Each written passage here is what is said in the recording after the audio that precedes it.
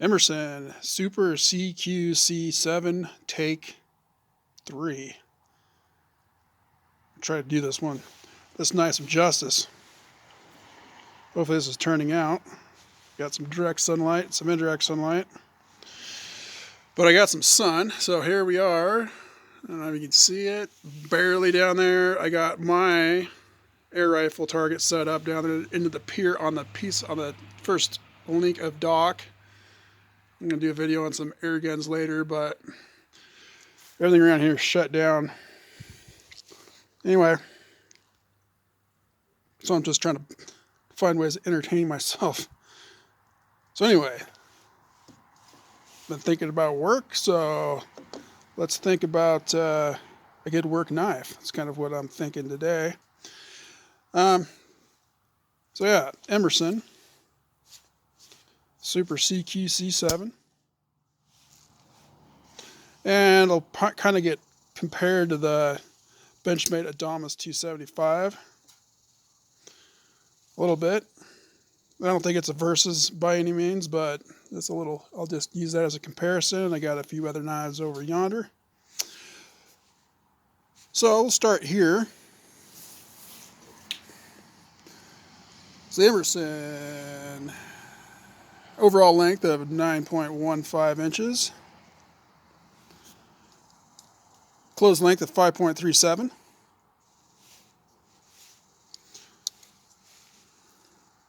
Good handle size for the working man. Blade length 3.78. It's proper length for a knife. Thickness of 125 thousandths. Blade thickness. 154 cm. Very proper knife steel in my opinion. 5.7 ounces. Big knife, not bad in the weight. $230 going rate right now. DLT trading, and that's where I got this 4 or 5 years ago. That price though, I think you have to throw another $5 for serrations. For this knife, I personally think serrations are the way to go. For this knife, depending on your usage, in hindsight, I wish I would have gone without serrations, but I was still on my serration mode of thinking at that point when I got that knife. I've had that knife about a year longer, so yeah, it's going on 5 years since I've had that one. All right, so the Adamas, Benchmade, 8.7 inches overall. It's a little shorter. Blade length of 3.82, a little longer, barely. Closed length of 4.88. 1600s on the blade steel thickness, and D2. I think that their D2 maybe is 60 to 62. I think maybe it's 62 to 64. They do disclose that, so you can look that up. It's a little harder though, which is good. 7.7 ounces, so it's a little heavier. Though in hand, I honestly can't tell the difference personally. $199. It's a little cheaper. So let's get this out of here for now because this is going to be on this knife. So what do you get with an Emerson? Well, in my opinion, for the most part, you get good fit and finish. Well, definitely good fit. You get really good materials and you get really good designs. And they don't change stuff up trivially. You know, they're not, that company, they don't change stuff up just to change it up. They keep pumping these knives out, apparently, and people keep buying them. So if it's not broke, don't fix it, I think is kind of their mode. And I agree with that. Because for me, coming along in, say, 2016, I think is when I got this knife, I don't think I'd ever heard of Emerson knives at that point. Or, you know, but I've always been a Benchmade fan. And this is just personally me. So here's one of my favorite knives.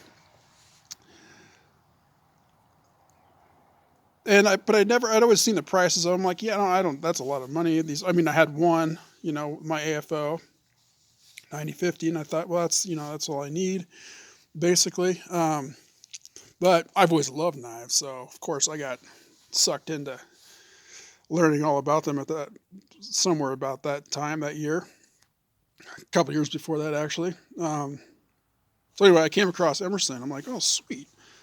So it's kind of like those Benchmades you can't get anymore. So I noticed there's some Benchmades out there that are discontinued. At that point, the Benchmade website had like, it was really cool. It had like all their backlogged or backdated knives on the website that were discontinued. You couldn't get them, which was a major bummer. Kind of a tease. But I kind of noticed some of the designs, and I kind of prefer the older Benchmade designs, to be honest. Like that AFO design is pretty old. Like the first knives I got were like the 710. I think that was the first other Benchmade knife I bought was a 710. That had been one of their older ones, and that shortly thereafter got discontinued. Still one of my favorite knives. But Emerson's still producing these things. Like these are dating back to the 90s. A lot of their designs, like this one, the regular CQC7, I think the CQC8, the Commander. I could be wrong about these, but I think the Commander is one of the original models, and that's the other one that I'm going to get is a Commander. So on this particular knife, this particular design, I think it's a really good work blade. Okay. Now,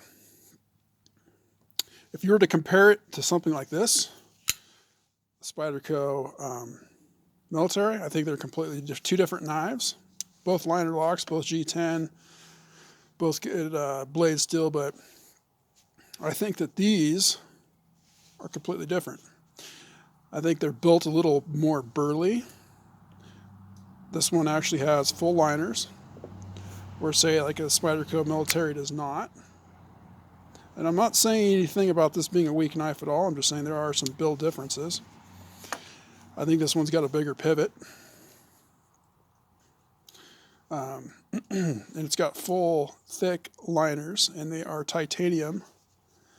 And that's kind of cool because you're getting full titanium that are not milled out. So you're getting strength, stiffness without the weight penalty. Okay? I think that's what you're getting here. Because this is a large knife, and for that size, 5.7 ounces really isn't that bad. You're getting a chisel ground tonneau tip, about 3 3/4 inch, 154 cm steel, in my opinion, very durable, strong, tough, maintains a good edge, and it's stainless for the most part. And I've never had any kind of rusting or stain issues on 154 cm. It's kind of like, it is my favorite knife steel, and I find it easy to sharpen.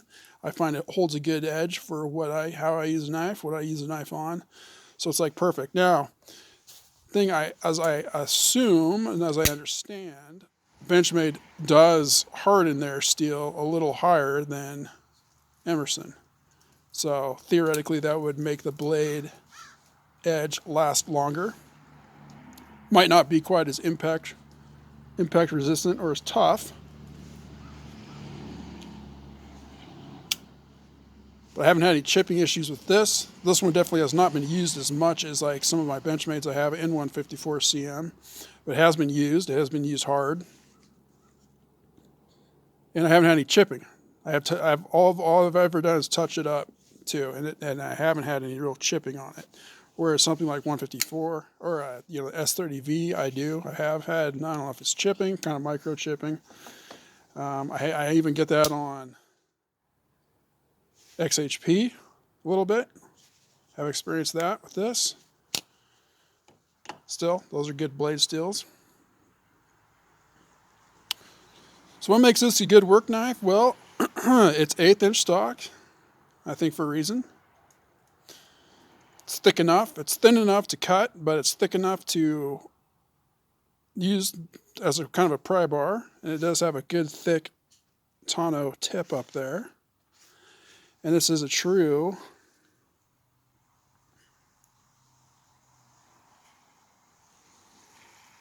chisel ground knife, okay?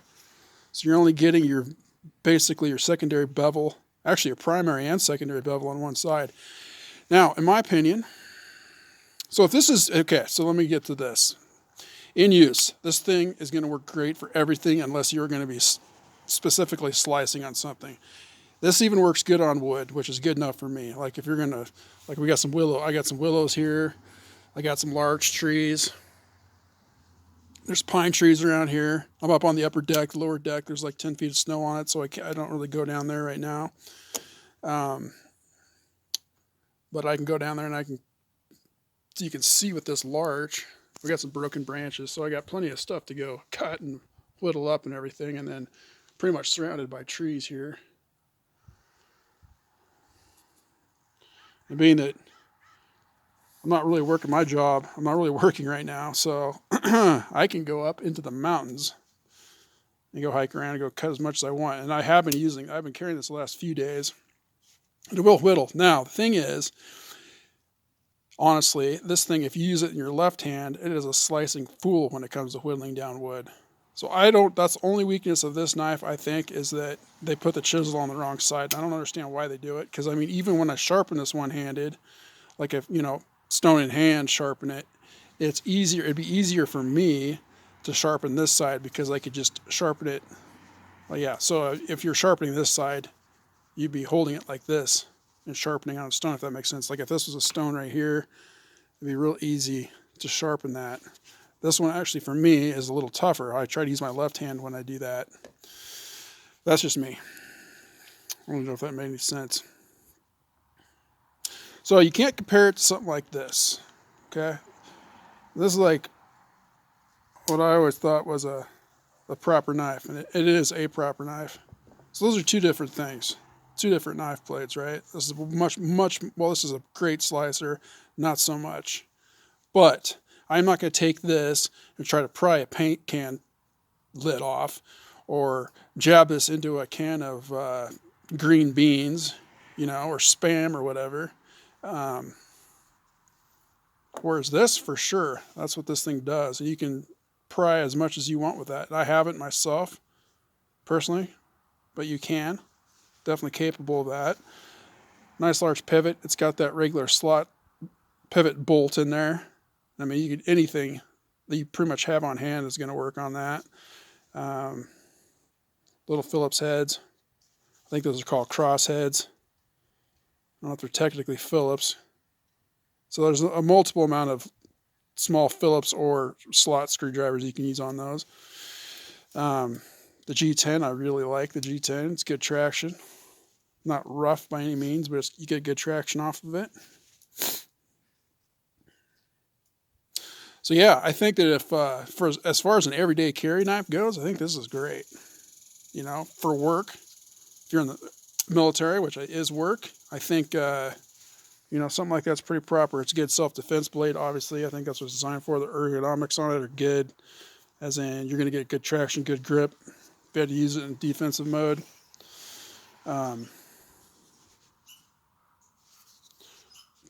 It's got that wave feature, which works 100% of the time, 100% of the time, whether you want it to or not. Like when I take it out of my pocket, I have to actually grab it like this to hold the blade in when I pull it out, or else it will deploy on its own.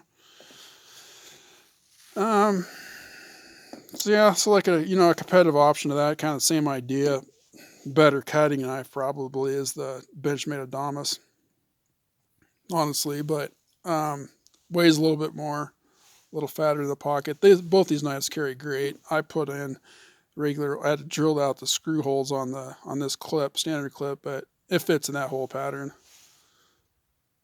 So you don't have to use their deep carry clip if you don't want to. You can just drill out the outer two holes on a regular standard 3-hole Benchmade clip. Fits in there. These go back and forth. Well, I should say, these go back and forth. 3-hole Emerson Benchmade, same hole pattern. Awesome pocket clip. I don't know. All the way around aesthetically. So as far as fit and finish goes, getting back to that, you got perfect centering. It's kind of tough because it's got that chisel ground to tell, but it is perfect centering. I mean, I don't know. You can see machine marks maybe on the titanium liners a little bit, but that is the furthest of my concern. Smooth action. Some people I've seen have said that they get it out of the box and it's a little gritty. Not on this one. I've taken this apart several times, and there's those black nylon washers in there. Perfect. You don't oil these knives. They're just automatically smooth. I don't think they're not, you can't say they're self-oiling. That is a misnomer, but I think it just means oil-free. It's kind of like having waxless ski bases, right? Bases, theoretically, you don't need a wax. So there's that. All right, well, my hands are getting cold because it's sub 30 degrees out here, and I'm kind of losing the sun. But anyway, positive all the way around. Cool, you can still get these knives. All right, they're not being discontinued. And if you like that, like, you know, if you compare these two knives, you're like, well, I really like this one. Well, look into getting something like that. If you like the Emerson, at least try it. You know, get one. I think they're worth the money. I think you're paying a little bit extra. Okay, you're paying a little bit extra for the design. Okay, you're paying a little extra for the design and for the fact that there's nothing else out there on the market like this, I don't think. You know, maybe there is, but it's not an Emerson. And I think there's a lot to that. I think they're cool. I think Benchmade's cool too. That's just me. You know, my favorite brand is Benchmade. I think the Emerson is a really cool brand though, because you can still get designs from the past. And that's not a bad thing. All right. Like the newer knives, are they better than the older ones? I don't think so. I honestly don't. You know, I think the newest knife design I have is here. But this is an old model that's kind of been, you know, re-upped. Obviously, stood the test of time. Is standing the test of time. Is standing the test of time. And of course, been redesigned a little bit too. Kind of got a facelift here in the last, I don't know how many years ago, but well, 10 years ago they gave this is like the newer design of an older model. Stood the test of time.